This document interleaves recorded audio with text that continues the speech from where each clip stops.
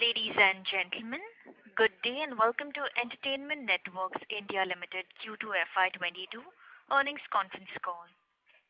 We have with us today Mr. Prashant Pandey, MD and CEO, Entertainment Network India Limited, Mr. N. Subramanian, Executive Director and Group CFO, Entertainment Network India Limited, and Mr. Sanjay Balla, Head of Finance, Entertainment Network India Limited. As a reminder, all participant lines will be in the listen-only mode and there will be an opportunity for you to ask questions after the presentation concludes. Should you need assistance during the conference call, please signal an operator by pressing star then zero on your touchtone phone. Please note that this conference is being recorded. I would now like to hand the conference over to Mr. Prashant Pandey, MD and CEO. Thank you and over to you, sir. Thank you, Janice, and welcome to this investor conference call, dear investors. Just a small correction before we start. Mr. Subramanian is not here, unfortunately, today. And also Sanjay Ballab's name is actually Sanjay Ballab, not Sanjay Balla. Just small clarification. Subbu is expected to come in shortly, so as soon as he comes in, I will introduce that fact to you. Coming on to the company's performance, before we take questions, I just want to give you a small rundown about the quarter that went by. We have cautiously called it a strong recovery quarter, and it is borne out by the numbers that we have already put in the presentation, but I would like to draw your attention by calling out some of these numbers. The total revenues of the company in the second quarter of this financial year was 68.8 crore rupees compared to 47 crores last year, which represents a growth of 46.3%. So that's a top number that you must remember. If you were to look at it sequentially, the revenues were 68.8 crores versus 38.8 crores in the first quarter of this year, which is 77.3% growth. Normally, we do not talk of sequential growth in a media business because different quarters have different seasonalities built in. The only reason I'm referring to sequential growth is because we are emerging out of the second wave of COVID, and hence I'm sure you're curious to know how the business has picked up. So it's a strong recovery in revenues. In terms of EBITDA, the good news is that in the second quarter this year itself, we have turned positive with underlying EBITDA of 1.7 crore rupees versus a loss of 14.9 crores last year in the second quarter. And on a sequential basis, the 1.7 crores of EBITDA in this quarter is comparable with a loss of 26.2 crore rupees in quarter one. As you know, as revenues grow in our company because of high operating leverage, it has an immediate impact on EBITDA and PAT numbers, and you've seen that happen in this quarter. Talking about PAT numbers, we reported a loss of 7.9 crore rupees in quarter two of this year, comparable with a 23.7 crore rupee loss in the second quarter of last year, and a 27.7 crore loss in the first quarter of this financial year. So overall, you will notice that because revenues have grown strongly at 46% compared to last year, the EBITDA has turned positive and the PAT losses have reduced very significantly. In fact, the quarter's recovery was uneven because the lockdowns which were imposed as a result of the second wave of COVID were not fully lifted until even July. And therefore, in many parts of the country, and most notably in Mumbai, as you would all know, in July there were severe restrictions on timings of shops, multiplexes were shut, many things were not working at full capacity. And we saw that happen actually, that our business really picked up more from the middle of July and into August and September. In fact, in August and September, our EBITDA numbers are actually ahead of our own internal plan numbers. We normally don't share plan numbers, but I'm just giving that again to let you know that the recovery has been gradual and consistent as the restrictions have lifted. Now, it's very important to also remember that that in the media business, whenever a recovery happens, and I mentioned this last year also at this time, that the recovery from a complete lockdown always first happens in the ad volumes, and then it is followed by a price recovery. This quarter has been no different. The volume have grown dramatically in this quarter compared to the same quarter last year. Volumes are up by 61% compared to the same quarter last year across our network, and the pricing is further down by 5% compared to the same quarter of last year. So clearly, it is a quarter which has grown on the back of a volume recovery. Despite the volume recovery, the capacity utilization across my network was just 52% during the quarter. This capacity utilization was weak even in the top 8 markets, where the capacity utilization was nearly 79%. Now remember, the top 8 markets contribute 65% to the company's revenue. So if the top 8 markets are operating at 79%, it tells you that there is a lot of headroom left to grow still. And therefore, I would say that the recovery, while strong, is still only a work in progress. I wouldn't say that the company is out of the woods yet, but I think we are pretty much on the path to a full recovery. And the final evidence of that is that the volumes in the business have actually grown even on a golly basis, which means even compared to the pre-pandemic levels, the ad volumes are up by 24%. Now, this is a remarkable number, and the reason for this number that I'm quoting over here is that it shows how popular the medium is with advertisers. Advertisers are putting more and more money, more and more ad volumes into the radio business, and clearly that indicates the strong support that the medium enjoys with its advertising fraternity. Moving on, the revenues amongst the radio business of the core FCD business grew by 50% in this quarter.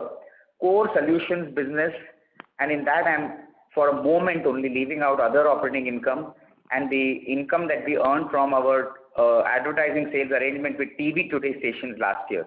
I'm leaving those two out.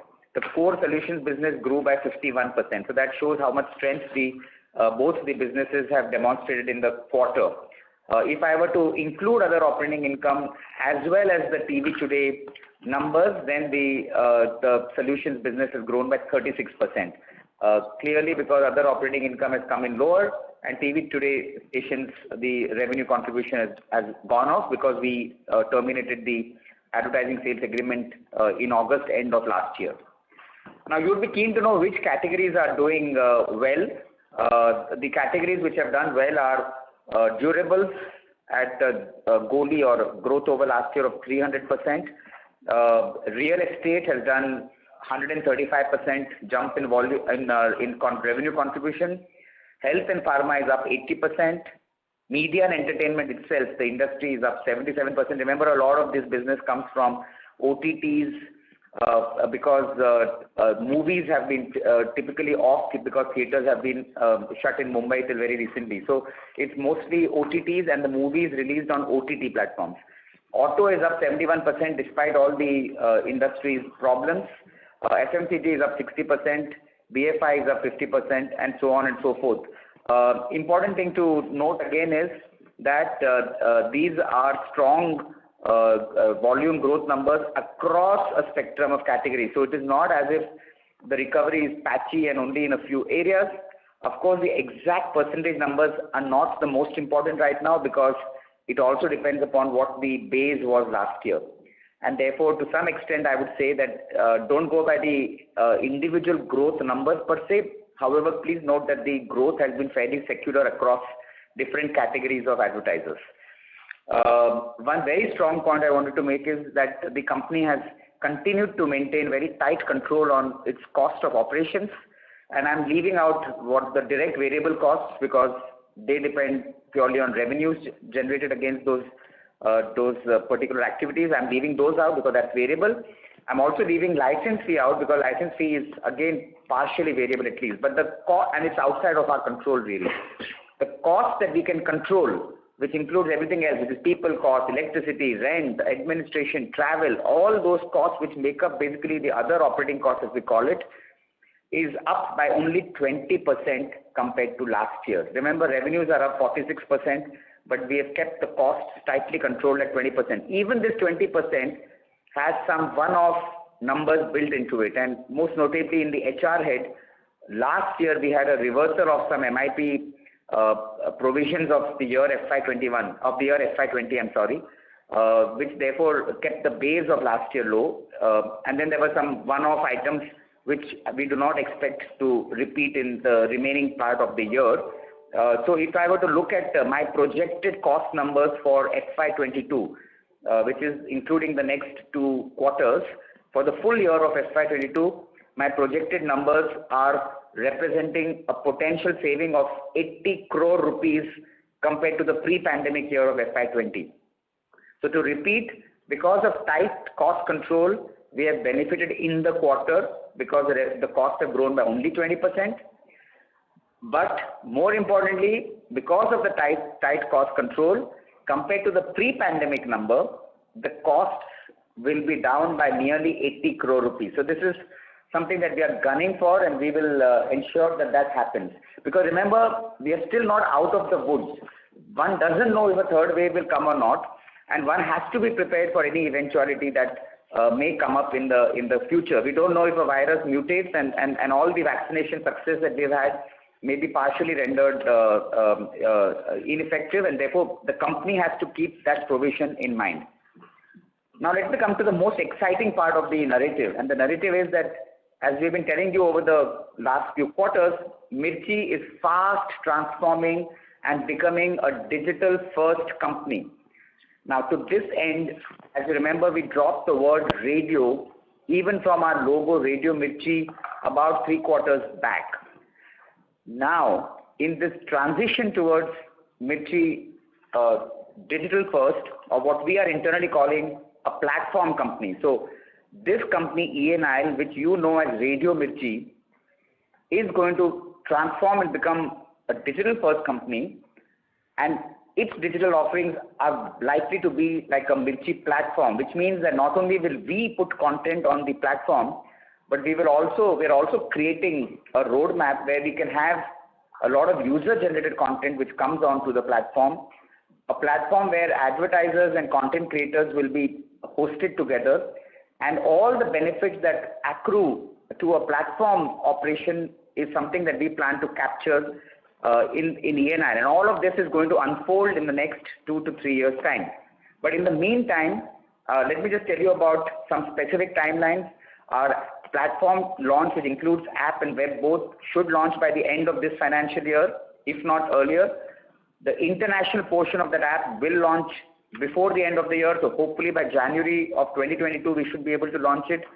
We have a team of 90 people in-house in the company working on our digital platform, which includes tech people, content people, product people, data people.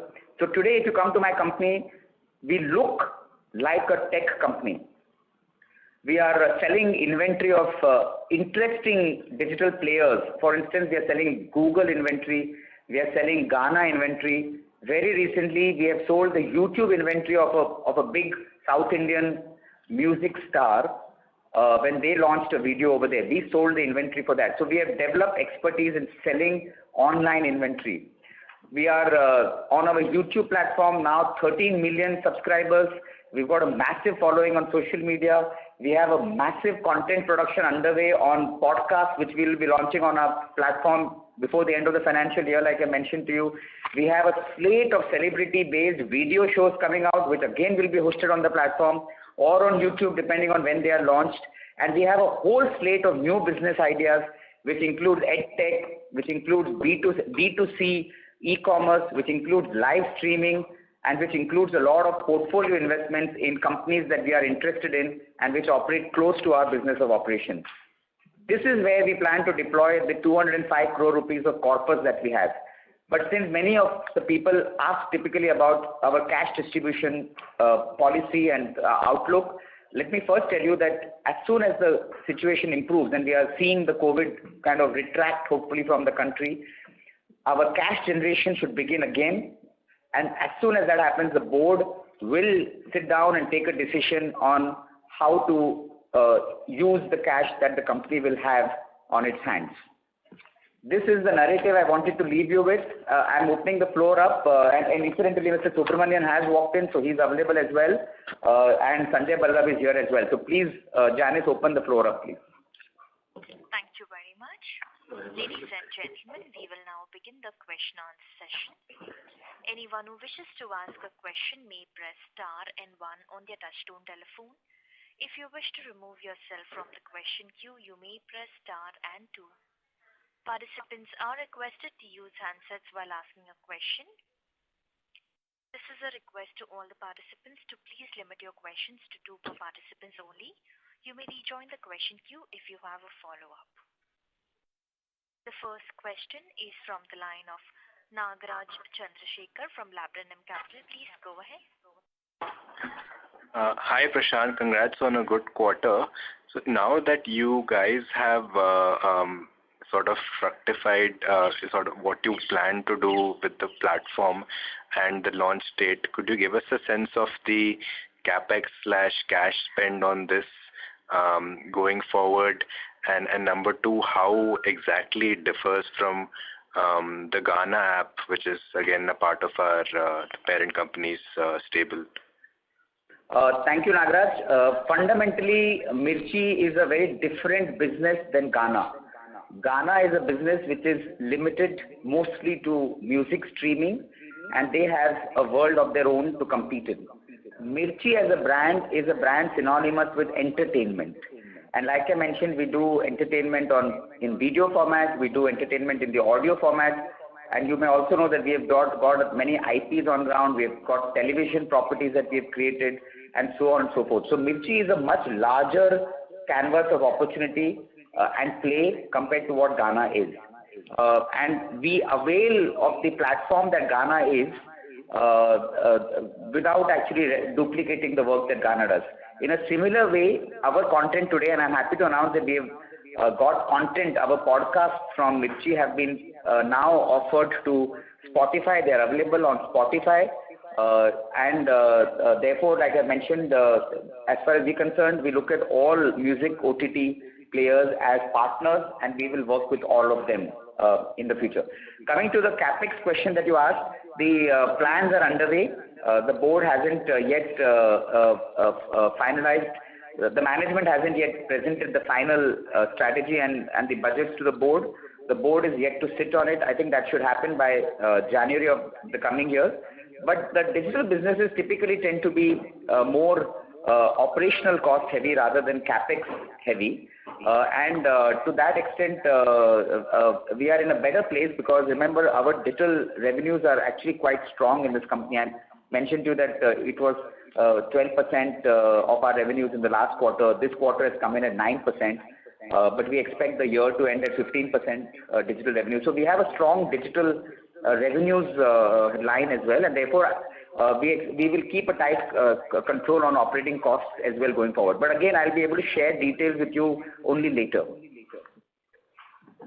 Understood. And just a very ballpark, I understand that it's very preliminary right now.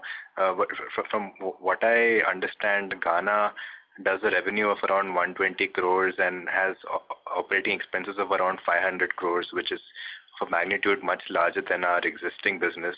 Would it be at all comparable to that level of spend, or would it be a lot lesser and a lot more linked to revenue generation? Well, Nagaraj, we have mentioned, I just mentioned that we hope to end this year's digital revenues at about 15% of our total revenues. We have also mentioned in the past that in another 3 years, which is by the end of FY24, we expect to see our digital revenues grow to about 25% of our company's revenues, another 25 coming from solutions.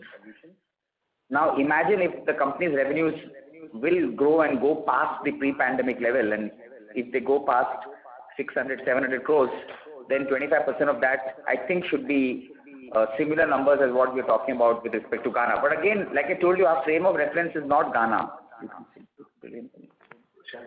And yeah. So Nagaraj, on your cost, we understand, but what Prashant actually wanted to say was that, there are several layers to our digital play, right?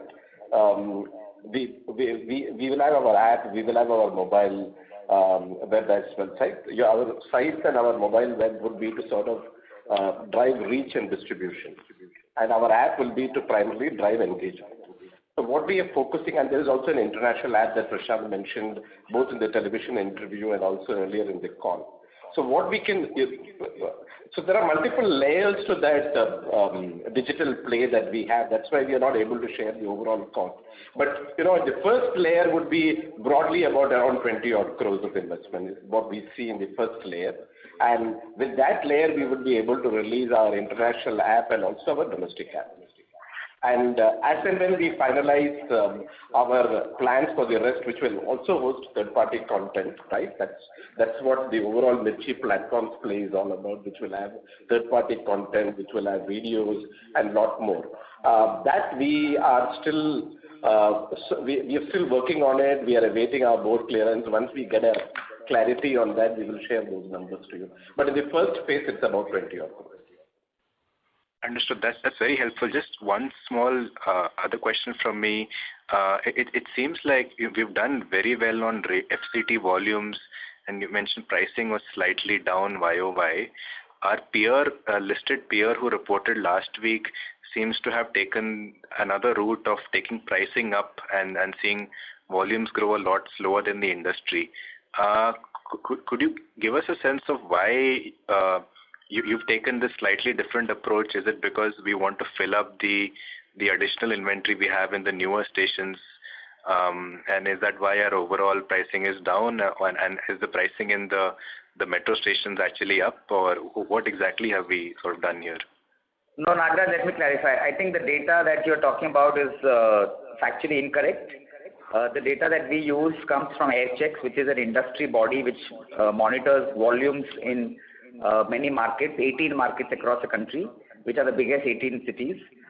We get revenue data with a lag effect from government sources which are publicly available as well. So our number calculations are very accurate in terms of the pricing that we get as well as our competitors get.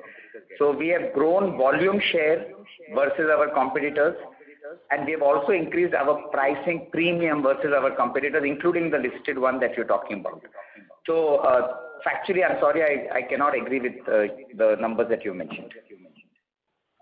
Got it. Thank you. Thank you, Nagaraj. A reminder to the participants, if you wish to ask a question, please press star then 1 on your touchtone telephone. The next question is from the line of Rohit Poti from Marshmallow Capital. Please go ahead. Thank you for the opportunity, and it is great to see such a strong recovery in revenues. And thank you for spending some time on the new strategy of the platform business. I was curious if you could expand more on what you think our right to win is, because you mentioned e-commerce, you mentioned audio, you mentioned video also. And if I think of each of these segments, globally and within India, there are so many competitors focused on just one segment, right? So in e-commerce, there are so many players. In audio, there is Spotify and so many other players, including your Gaana itself. And in third-party video also, we have so many players who are all vying for the same set of pie and who are spending, let's say, hundreds and thousands of crores. Hundreds or thousands of crores. So I don't understand with what we think our right to win in this is, and what we expect to achieve this. What are the expectations of the management from this over the 3-year period? Okay, Rohit, a very good question. And quite obviously, before we plan to launch this business, we have the answers worked up in our company. We are not going head-to-head with, again, any of those video players who are spending 100 or 1,000 crore rupees. We are not interested in that. We have scanned the market. We know who the players are in various markets. We are not attacking anybody. This is a growth market. There's a huge opportunity of growth left for the whole sector. And therefore, there are lots and lots of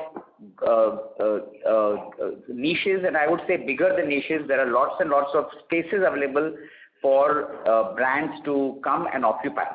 Now, the thread that will run through all the businesses that we'll operate, and I mentioned this in the last quarter as well, I'll repeat it now, is that this is all going to be relevant to Mirchi as a brand. It will be stuff that a Netflix will not want to do. It will be stuff that a Gaana will not want to do. It will be stuff that an e-commerce company most certainly will not want to do. Our e-commerce will not be like the e-commerce that you're imagining.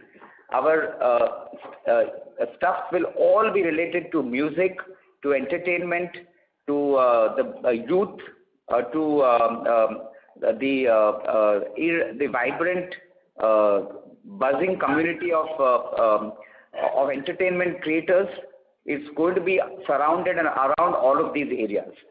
And in that space that we have identified, there is a big gap available in the market. There is a big gap available in the market. I'll give you just one example to tell you this. So we've been doing the Kareena Kapoor show for 3 years now, right? We have done 3 seasons, and we're about to launch a 4th season. And you should see the kind of demand that exists for a show of this type. Now, there are hundreds of video producers, as you said, but I don't think that they can replicate what we do with the Kareena Kapoor show, simply because our approach is not to make video and to launch video, but is designed towards creating a solution for a set of clients or advertisers. So there are advertising monies that we bring in.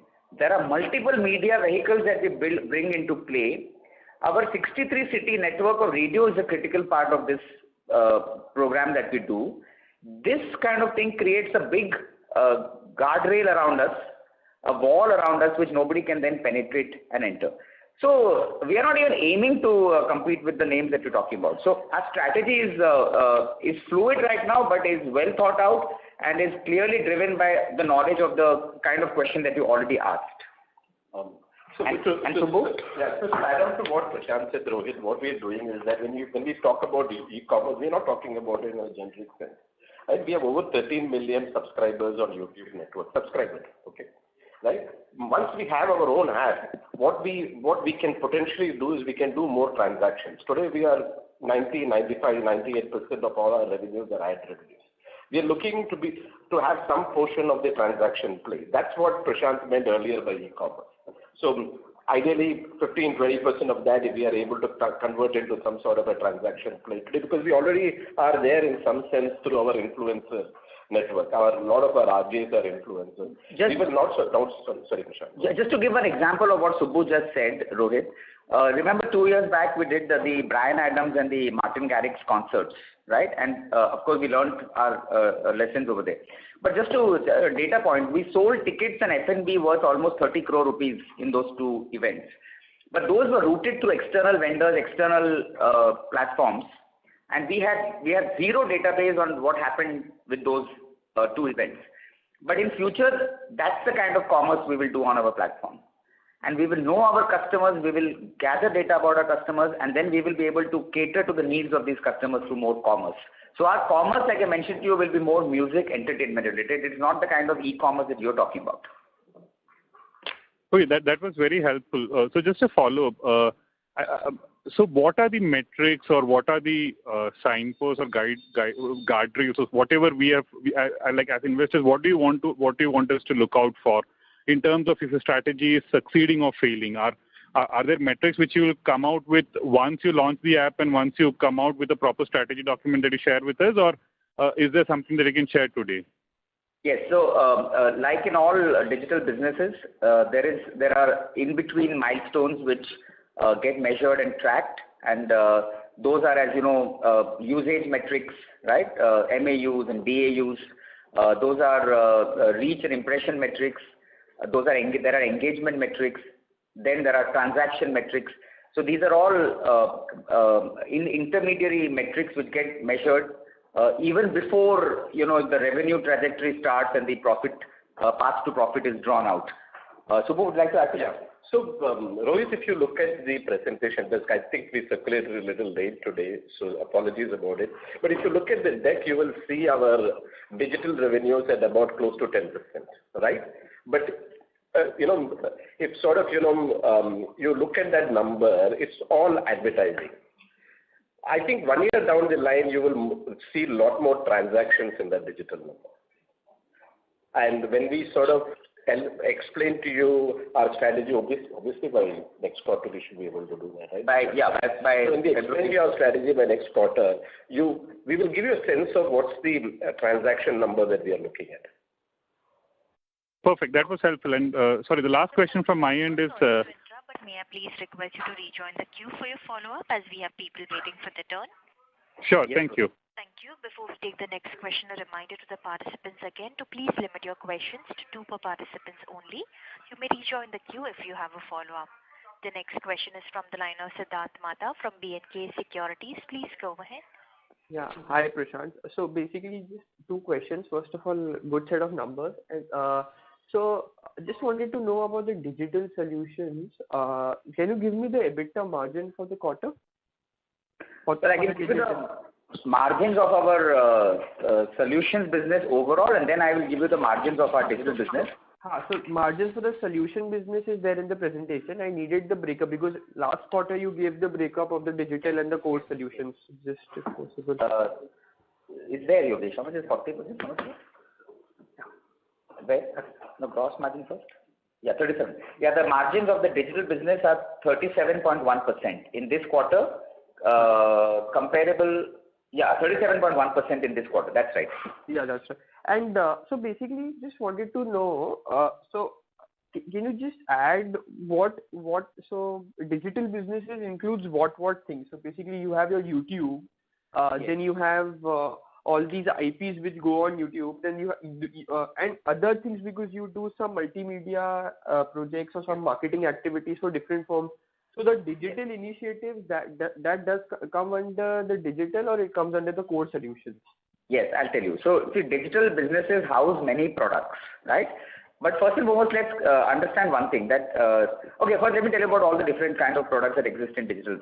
So there is content that we make and we place on public platforms like the Kareena Kapoor show, etc. There are video shows that we make and which we put on YouTube and we earn revenues from that. Then there are solutions that we design for advertisers. Let's say if there's a client in Tamil Nadu who has a specific requirement and my team goes and meets them and they develop a package of a solution which involves multiple package.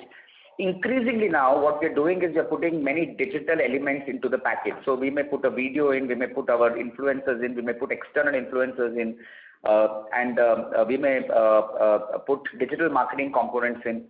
So all of these things then embellish the package and work towards delivering better results to the client. So those underlying digital components is something that we are earning from. So that's part of it. Then there are now digital solutions that we make for our clients. Like on the audio side, there are many clients. Just to give an example, a pharma company which wanted to train its medical reps. And for the medical reps community, we made audio products, audio capsules, which the company then used to train its people. But we made those audio capsules in a way which was providing product knowledge, but also providing a certain degree of entertainment so that there would be stickiness with the product. So those are audio products that we do.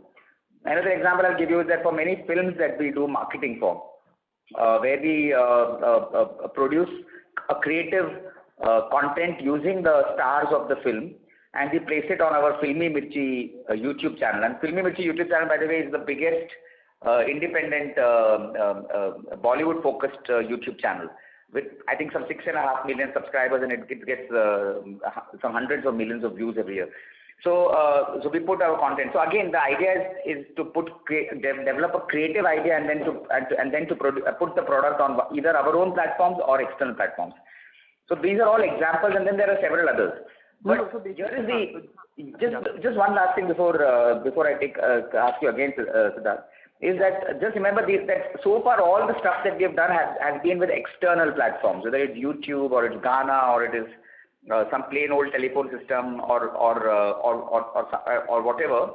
But once we launch our platform, then we will actually start owning the customer, the database, and all of the action that happens on the platform. That's the difference that is going to emerge from the end of this financial year.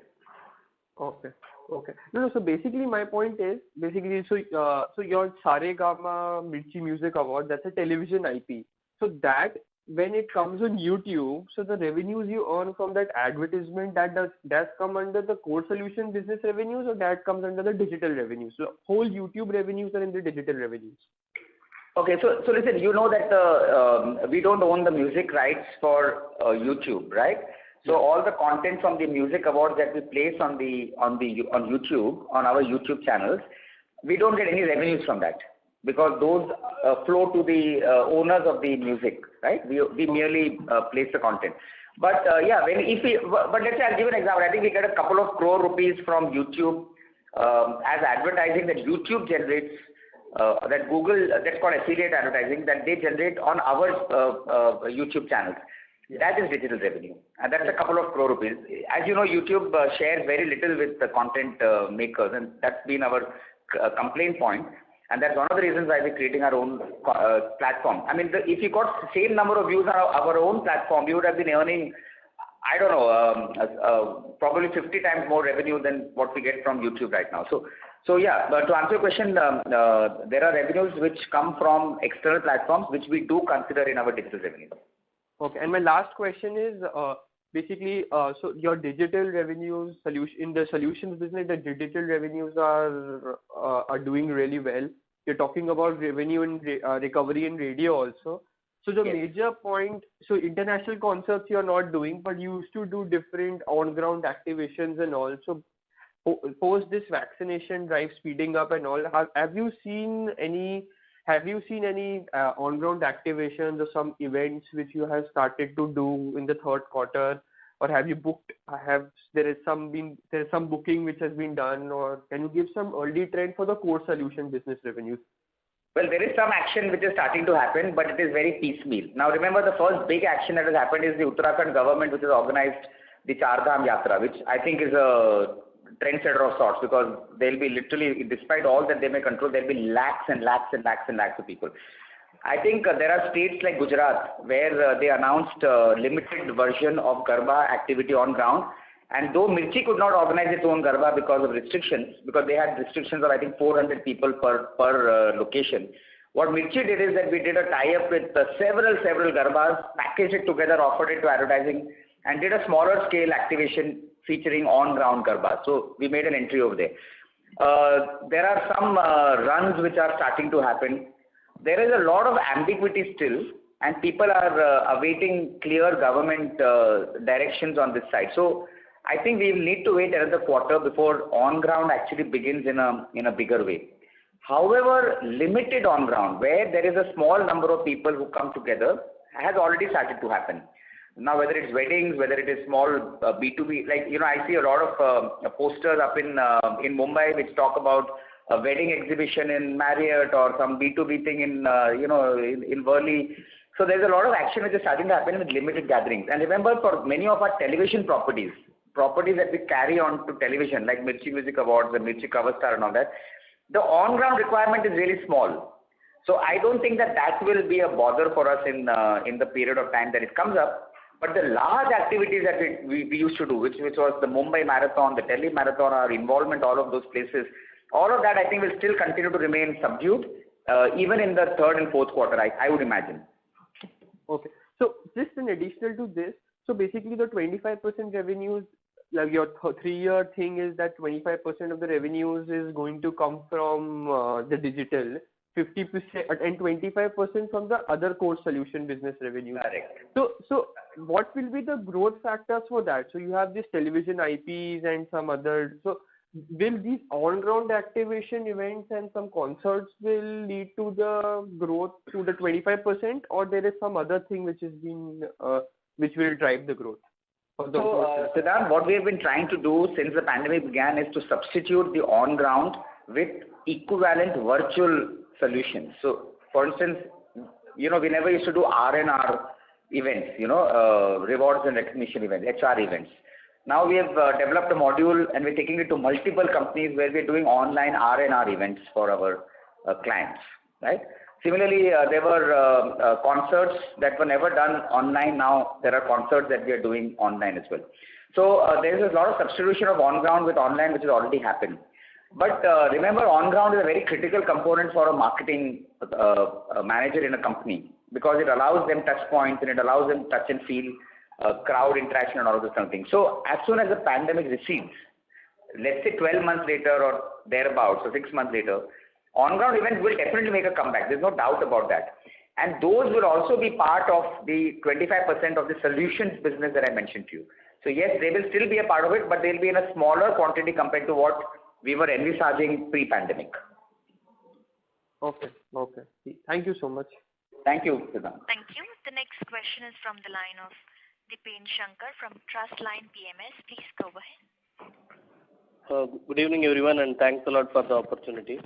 So firstly, wanted to understand in the radio business, what is the kind of recovery rate levels in terms of yield as compared to our pre-COVID levels? And when are we expecting the yields reaching pre-COVID levels? So the specific numbers I will let Sanjay to give, but conceptually I will tell you that we expect the revenue recovery the pricing recovery to definitely take 2 or 3 years. It won't be immediately. The reason is that first the volumes will run full. Remember the numbers that I give you on capacity utilization, right, are on a 13 minutes per hour basis. But you know that in the industry operates even at double and triple of that number at times. So there is a fair amount of volume that the industry will first deploy, and then the pricing will start to rise. So I think that the price recovery will take, I would say, 2 or 3 years to happen. Specifically, Sanjay, do you want to give some data points? Yeah, sure. So if we compare the numbers for the overall rate perspective, then definitely we are still down compared to the pre-pandemic level. And that number would be, we are overall down by almost 37%. And we are yet to reach that level of pre-pandemic. And if we compare ourselves with the last year number, same period, then we are down by 5%, 5.3% to be specific. Okay. And specifically on digital front, so if we compare Q1Q, we have seen growth, but as contribution has come down, so overall growth in digital business has been lower than total business. So any specific reasons? Yes, Deepan, the reason is that it is related to a single activity which was an opportunistic play that we did last year, second quarter. That activity did not repeat. So there will be quarterly ups and downs. But like I mentioned, we do expect to end this year at some 12% or 15% in digital revenues. Okay. That's it. Thank you. So Dipen, you had asked this question about the radio's recovery. So if you look at the published results of print companies and also privately available data on English print, you will notice that they are at about 75 to 80% of pre-COVID revenue. If you disaggregate the numbers, the volume numbers are about 105% of pre-COVID, and the yield is at about 70, 75, depending upon the category. Now, in radio's case, particularly for Mirchi, even at these levels of 77 to 80% of pre-COVID revenue, we would be comfortably very profitable, right? Because of the fact that we have readjusted our cost base quite significantly. And so even if we don't get obviously all of us would want a full price recovery, but even if we don't get a full price recovery, we are quite okay with our new cost base. Yeah, so if that coming back, the profitability levels will be much higher than even pre-COVID levels, right? That's right, yeah. Okay, sure, sir. Thanks a lot and all the best. Thank you, Deepan. Thank you. The next question is from the line of Utkarsh Maheshwari from Reliance General Insurance. Please go ahead. Congratulations, Prashant sir. I think it's a very good result after a long time. Recovery is being visible. Yes. Could you just throw some more, just out of curiosity, I would like to understand, when you're saying this platform business in the form of app, so it's really like on our phone we have just one app and we can access everything just like that, or something like on that sort of thing, with an app you can hear the radio? So let me answer this. So if you remember what Subbu said earlier, is that the app is a device which is used more to build engagement. More loyal customers will come onto your app, download your app and use your app regularly. But a larger reach is available via the web. And as you know, most people will consume content when links are shared between each other, either on WhatsApp or on various other methods of communication. And therefore, content consumption happens in a bigger way, but the app is a more tighter community of more loyal users.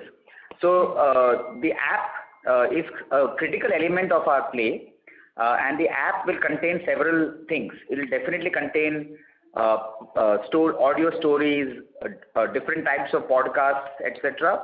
It will contain textual information like a publishing company would do, but on the music and entertainment domain.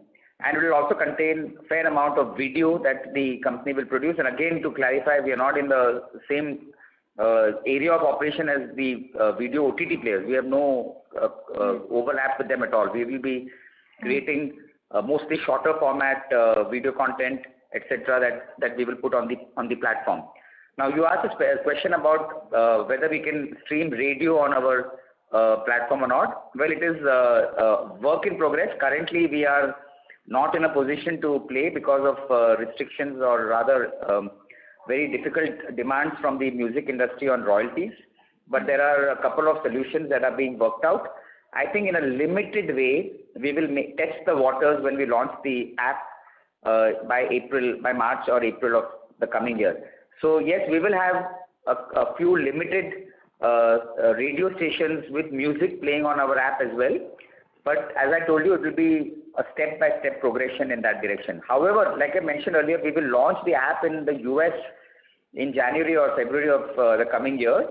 The US has very settled royalty regimes with respect to streaming services, and therefore in that market we will certainly be offering the radio product. In fact, we already have an app which is an older generation app in the US where we are streaming our FM radio and AM radio stations online as well.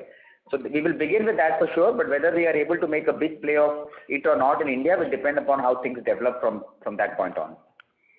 So primarily, I mean, in the near term, it is not very clear that he will, I mean, the India business, the radio part may be available on live stream or not. That will be like, we'll be testing and getting into that stream, right? Because I think it's not a paid service out here. That's the basic reason probably. Well, it's not a paid service, and two, there are music royalty issues. Of course, Subbu was pointing out to me that I should mention this too, that in the US and any developed market, the CPM rates for advertising that happens on audio products is pretty high at $6, which is, you can imagine, in 400 odd rupees CPM, which is a very premium offering. So that is something that ideally we would like to mention, and we would like to launch in India as well. And in any meaningful relationship that exists between partners, we would be happy to share a lot of the revenues that we generate with the labels. So like I told you, there are negotiations which will go on. There are other procedures by which we are trying to acquire the rights to play the music. Currently, we will have to test the waters as we go ahead. I think this last question is for Subbu. I mean, you did mention about some 80 odd crores of cost reductions. So will it be fair to say that by this end of quarter we should have a decent profitability also coming in place? Because I mean, it's been a couple of years since the time we have seen the blacks. I mean, at 79% utilization, probably we will scale it up as festive season picks up. So putting things in context that way.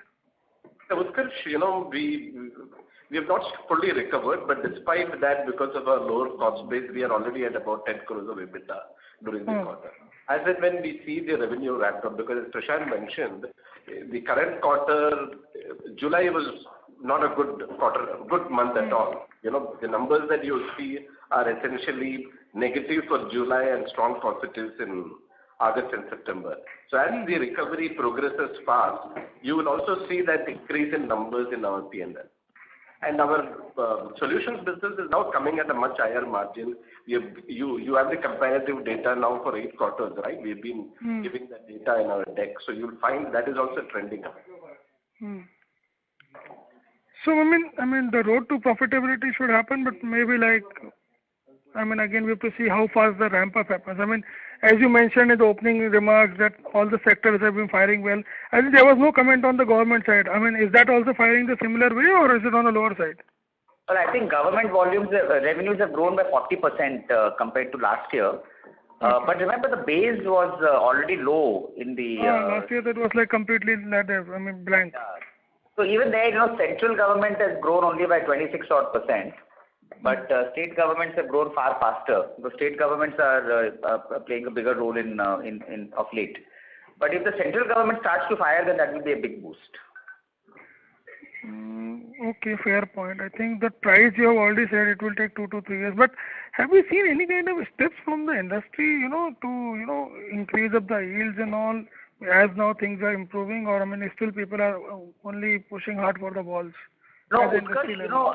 I think there's been a change in mindset in the industry. I don't think that the industry is overly focused on pricing as the variable now. I think the industry is looking at a combination of pricing and volumes and looking at revenues basically in short, right? And today the products that on the radio side that are offered in the market vary quite a lot. So there are products which target high paying capacity categories, and there we get a higher price realization.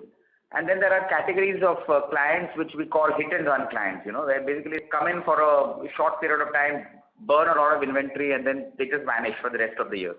So typically they come with lower pricing. But today the industry has found a good operating model where it is able to accommodate both higher pricing and lower pricing clients. And the focus is not so much on pricing as it is on overall revenue generation and market share. Okay, so basically the focus is more towards the wallet share from the client so that you can, use him for different markets. That's right. And also remember that for companies like Mirchi, the solutions business is very big. So when I combine my radio business combine my radio inventory along with digital and along with some on-ground and along with some Ghana inventory and Google inventory, then pricing becomes a concept which is a little kind of irrelevant, It's not really an apple-to-apple comparison with the past. Seemingly the batch... I'm so sorry to interrupt, but may I please request you to rejoin the queue for your follow-up? No worries. Thank you, Utkarsh. The next question is from the line of Panveet Singh Kher from Skyline Equity. Please go ahead. Yeah, hi Prashant. I would like to congratulate you, not for the numbers exactly, but for your oratory skills. I had been a part of your conference call for past almost more than 5 years now. So I'd like to congratulate you that whatever the scenario be it a doomsday scenario painted out in COVID, you had always made us feel that everything is okay and all is well, like the dialogue of Three Idiots movie. Now coming back to the point is that we have a beautiful vision of being a very good entertainment platform in times to come. But on the execution side, I feel that we are in some stage wherein we don't know whether we'll be able to convince the advertisers what kind of currency we have, that we are able to project that these kind of people are listening to the radio for entertainment. These kind of people are listening to the radio for while they're in their journey. And this kind of people are so sticky that unless they get their set of programs every day, they are not going to sleep. So on that front, how are we able to convince the advertisers? For the past 5 years, I'm just listening that someday or the other, the advertisers will be happy to join the radio stream as their primary stream to broadcast their advertisements. I'm sorry if I have offended you on any front. No, Pavneet, that was very interesting of you to say that. And I know that you're basically saying I speak too much. I understand it, but I'll let it pass, okay? But coming to your question, see, first and foremost, we have never in 20 years said that radio is the primary medium. In fact, radio is usually not a primary medium. Radio is always a supportive medium. It supports either print or it will support television or it will support on-ground activations. Traditionally, nowadays, radio supports a lot of digital work as well. So radio doesn't have any qualms about it. We are not a primary medium, but we are a very critical support medium. Without us, the main medium doesn't work as efficiently. The second thing you said is about radio, whether people will consume it, come back to it, whether it's for driving audiences. Let me tell you some numbers which come up. Radio is exceedingly sticky in its listenership. Exceedingly sticky. In fact, in the television business, you find various channels going up and down in the pecking order. I was just noticing the other day that a channel which used to be a top number one channel a few years back has gone down now to the third position, and its TRPs and TVRs have fallen a lot. But in radio, there is extreme stickiness. Prashant, my question is not exactly about the stickiness of the product. My question is exactly about why is the advertiser ignoring it to such an extent that he is not able to build in confidence with a specialist like Prashant on the table and trying to convince him for past 5 years कि भैया कर advertise हमारे साथ ही advertise कर और कहीं मत कर तेरे को अच्छा रिस्पॉन्स मिलेगा. उनको ऐसा क्यों लगता है एडवर्टाइजर्स को कि हजारों करोड़ वो खर्च लेंगे अपना प्रिंट के ऊपर on the TV on the OTT but they are probably not interested in radio at all. हमें नजर ही नहीं आ रही कहीं पे वॉल्यूम ना फेज 1 का ना फेज 2 का ना जो मैच्योर स्टेशन है ना उनका. कहीं पे तो रेवेन्यू बढ़े ना. 5 साल में कुछ तो नजर आता मुझे कुछ भी नजर नहीं आया मुझे. पवनीत देखिए पहले रेडियो के जो एडवर्टाइजर्स है वो भी they are also very sticky. They are also very very sticky. Now your question is right कि वाई इज इट के लास्ट 5 years में आपने इतना रेवेन्यू ग्रोथ नहीं देखा वगैरह. उसके फैक्टर्स आपको देखने पड़ेंगे थोड़े से बाहर. एक्चुअली जो जब से ये डीमोनेटाइजेशन हुआ है उसी दिनों से कई सारे sectors whether it is print whether it is out of home whether it is radio many of these sectors have actually suffered a decline in the CAGR revenue CAGRs and all. So there are factors like that which have come into play. But the stickiness of advertisers, whether it is in terms of listenership, whether the stickiness of advertisers, the stickiness of listeners, both is very very high for radio. And that is why you see that as soon as the pandemic has started to lift, the volumes have climbed back to beyond pre-pandemic levels. And secondly, I want to just tell you that going forward, Pavneet, please imagine Mirchi not as Radio Mirchi, but as an entertainment brand called Mirchi, which has a strong presence, the #1 radio brand under its fold, but which also has a very fast-growing digital footprint across the network. And think of us as a radio company, but really as a platform company on the digital side.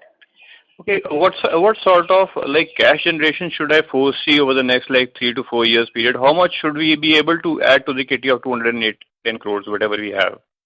Well, history shows you that in a normal year, in a normal pre-pandemic year, we were generating approximately 100 crore rupees a year in cash. And like I mentioned at the beginning of this call, that once the conditions improve, we should get back to that level of cash generation. Prashant, I would like to conclude by saying one thing. I have a couple of ideas with me, and I have a history of working in PR. So what I would do is I would mail you, and if I'm in Delhi, I'll like to meet you. If you two are in Delhi sometimes? Yeah, of course. Delhi is the #1 market for us, so certainly in Delhi. But let's not wait for that. Pavneet, why don't you just send an email? There's an email ID mentioned, and then I'll get it. I think sitting across the table would make better sense, because I'll have ample time to talk to you, and we can discuss that strategy going forward. Most certainly. We will definitely connect up. Thank you. Yeah, sure. I'll mail regarding that. Thank you, Prashant. Thank you. Next question. Yeah, Janice, we have 3 more minutes, but we can take maybe a couple of minutes more. So let's have just 2 more callers if possible, please. Sure. We take the next question from the line of Jinesh Joshi from Prabhudas Lilladher. Please go ahead. Thanks for the opportunity. Sir, I have a question on this platform business of ours. How do we plan to monetize the content? Will it be an AVOD model or an SVOD model or a mix of both? And typically when it comes to video content, there are a lot of OTT players who are not making money. So what are our thoughts on that? I know that we are not planning to create a long form content, and there will be shorter video formats, but traditionally the operating cost in the video content is very high. So how do we plan to be profitable in that? And secondly, how should we expect a break even, and what kind of investments will be needed in the back end infra? If you can just share some thoughts on that. Jinesh, let me just take your first question first. So typically, as a group, Times of India Group, as a company, we are all strong in advertising generation. We have strong relationship with advertisers. Although the subscription business in India is still small and nascent, and hopefully will grow, but we don't know about that. And also remember that our content is more of the fast consumption kind of content. So I would imagine at this stage that it will be more advertising funded. Advertising will be the base source of our revenue generation. But again, like Subbu has said a couple of times in this call, that there are various other revenue models that emerge on a digital platform. One of them being transactions. Now, you can call it e-commerce, you can call it D2C e-commerce. There are various different names given to it, but transactions is an important part of the revenue generation as well. There are many other revenue generation models. I don't want to get into it right now, but there are many other generation models. Now, you talked about infrastructure and all. Subbu again mentioned that in phase 1 of this project, we may invest up to 20 crore rupees, mostly to build the app and build the infrastructure around the app. And you can clarify phase 1 is only about international, largely international. Yeah, phase 1 that we refer to is largely about the international part of the app, which we should launch by January, February of next year, and that will contain music and radio stations as well. It's a break-even timeline. Any thoughts on that? Sorry, on the break-even of the digital business? Yes. It's still not worked out. It's not been developed fully. It's to be discussed with the board as well. We will share with you as soon as we are ready. It will take us maybe one more quarter or slightly longer than that, yeah. But sir, typically how long does it take? I mean, our timelines could be different, but in the business which we are planning to enter into, typically how long does it take to break even? We could be a few quarters away here and there, but generally how long does it take? See, it depends on what kind of ambitions you have. You know that there are players who don't make profits for 10 years. I think Spotify has just started making profits or something. And then there are players who tailor their strategy to a faster recovery. Because they plan to do activities around their core, rather than in a much bigger umbrella manner. I'll give an example of what I mean to say. There are companies like Amazon and Flipkart which will bleed for decades because their ambition is global and cover one and all in India and abroad. But there are many examples of department stores or high street stores which also have digital shops available, but their ambition is to basically cater to their consumer franchise and offer them another channel of purchase. Now, these players are profitable from the day they launch actually, right? Because they've looked at digital as a distribution channel for their merchandise. Now, we will be somewhere in between. We certainly don't have plans to bleed forever, but we will always invest in any new product that we launch. Even in our radio business, we used to say that it takes 2 years to break even at an EBITDA level, because we invest heavily in brand building and marketing, and we did that in the first 10 years of our life. I think in the platform business also, it will be somewhere in between, not immediately, but definitely not very far away. Jignesh, on the US piece that we are looking at, while we'll give you more specific numbers in a quarter or two, the early indicators are that it should happen in 2 to 3 years' time. Sure, sir.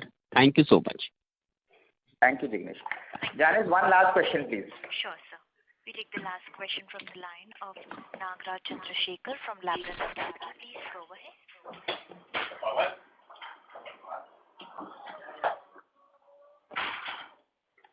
I think Nagraj has asked his questions. I think, Janice, is there anybody else? Yeah, can you hear me? Yes, we can hear you, Nagraj. Go ahead. Yeah, thanks. So really 2 questions. One, I just want to take a step back and look at the big picture here, right? You have an excellent business that is very well run and throws off a certain amount of cash flow, which it will likely throw off for several years, and beyond the point, we don't know what technology does to radio or how you compete in a world where a voice is carried via a different medium. I think if I put together what you said on this con call and what you said on previous con calls, it's pretty fair to say that we shouldn't be expecting much cash flow back as shareholders. So is it fair to say that the mandate to you as the CEO from Bennett Coleman is, look, you're generating this much cash, figure out a way to reinvent yourself for the future, feel free to spend the cash you have and spend it intelligently, or is there some sort of a mandate to say, look, if we can't recycle cash into the business, maybe we should just be dividending it out so that we can spend it elsewhere. So some sense of how you look at this at a high level, because as a CEO, that's the main challenge you have. You have a certain amount of cash flow. You have a necessity of reinvention because of technology. Is it fair to assume that somehow or the other you'll do the best job you can over the next 3, 5, 10 years to spend this in reinventing yourself. And as your shareholders, we're basically coming along with you for the ride in hoping you can reinvent in a shareholder value accretive way. That was my first question. My second question is, you've talked a little bit about the solutions business, and on previous calls, you've also said that, look, the fact that we have an entertainment DNA as opposed to the news DNA of other parts of Bennett Coleman means that, there may be certain types of campaigns that we may be better positioned to run than other parts of the group, because news organizations have to stay neutral, can't do advocacy beyond a point, etc. I just wanted to understand, is it the case that every part of Bennett basically tries to sell their own ad inventory and then on top of that also tries to bundle? So ET may do this, Times Now may do this, you may do this, Ghana may do this. And then on top of that, to the extent that it's a multimedia campaign, and many campaigns now are increasingly multimedia, you earn an extra fee for being the person that puts the composite solution together. In doing this, are you basically also competing with other parts of Bennett where your right to win is strong if 30 to 50% of the spend is radio, which means radio is the anchor medium, and everything else you kind of curate and bundle in, whether it's Bennett inventory or other people's inventory, and then other parts of the group will try to do the same where their inventory ends up being the inventory. So do we expect to see you competing both within the group and outside the group within the solutions business? Okay, Nagaraj, your first question. It's actually the board which directs management in whichever way the company is in a position to grow fast. Growth is a mandate. And the good thing for us is that over the last 20 years, we have built a brand which allows us to grow into new areas rapidly. So yes, the board will push us on growth and using the brand as the leverage. It is not growth for the sake of growth into areas which are not strength areas of the company, but it is growth within the company's areas of strength using the brand as the totem pole on which the growth areas are built. So that is the answer to your first question. And if the board finds that there isn't growth opportunities left, then certainly one of the things that it will look at is using the cash differently. Shareholder value generation is always topmost in the board's mind, and therefore they discuss this every quarter. Your second question is also interestingly worded, do all group companies work together or do they compete with each other? Well, they do compete with each other whenever it comes to it. But remember that different products of the company cater to different market opportunities. Like honestly, Mirchi and the whole television network hardly compete. Mirchi, like I mentioned to you, doesn't compete with newspapers. Mirchi, I told somebody a few minutes ago, is not the primary medium. Radio has to always support either print or television. So actually radio works very well with the Times of India Group print publications. Mirchi has benefited enormously from MX players present. Mirchi has benefited enormously from the Bennett Group's brand capital businesses. So Mirchi feeds off Bennett's various businesses and actually adds to its strength. And so therefore, but in the marketplace, there may be times when we compete as well. It's not that we don't compete ever, but we collaborate more often than we compete. And in Mirchi's solutions business, when we add on other multimedia products, there are again no mandate that they have to be Bennett products. In fact, Bennett products are also limited in their offering. So we are a hyper-local brand. And if we were to do, for instance, a solution for a client in Rajkot, maybe Bennett doesn't have a suitable property in Rajkot at all. And we may then pair up with a local newspaper there, or we may pair up with a local outdoor supplier over there. So there is no mandate to do that, but I think as a group we work very well synergistically. All companies review their scope to work together. Even on the content side, we have a very strong brand in Bombay Times, we have a very strong brand in Filmfare, and we leverage these relationships whenever it suits us to access celebrities either for our own IPs or even for our radio content. So we work synergistically is what I would like to tell you. No, I think the question was specific to the solutions business, which is, let's say the Delhi government, I'm picking up a random example. Let's say the Delhi government puts out an RFP saying we want a campaign to tell people not to burst crackers on Diwali. Then Mirchi could go to them saying, look guys, we will do a campaign for you with our solutions business. We'll put in some radio. We'll curate a Bennett, non-Bennett bouquet of media properties that'll get the message out. Simultaneously, Times of India could go to them and say, look, we'll give you a solution where we'll throw in some Times of India, we'll curate a combination of Bennett, non-Bennett, other properties. Come with us. Would you then see a Mirchi team, a Times of India team, alongside other teams from other organizations all competing for that same solutions business? I'm talking about the integrated solutions business, not the pure play ad inventory business. I get what you're saying, Nagaraj. So typically in big clients of this nature, we would coordinate our steps so that we don't trample on each other. We would move synergistically. And there are clients who clearly give that indication that they would like to see us as a group rather than as independent companies fighting each other. So there are cases like this, and we coordinate with each other and we meet the client jointly. That happens all the time. In fact, in many clients, Bennett is leading the way and they package radio in. And then there are clients where radio is leading the way, where we have better relationships and we try and see if we can get some Bennett properties in or some internet properties in. So it works both. It works in a coordinated manner. Thank you. I'll follow up offline. Thank you. Yeah. Thank you, Nagaraj and Janice. Can we please call this meeting to a close? Sure. Thank you very much. Members of the management, you can please go ahead and give your closing remarks. Thank you very much, dear investors, and there is an email mentioned in the presentation. Please do reach us for any more clarifications or questions that you may have. Thank you very much. Thank you. On behalf of Entertainment Network India Limited, we conclude today's conference. Thank you for joining. You may now disconnect your line.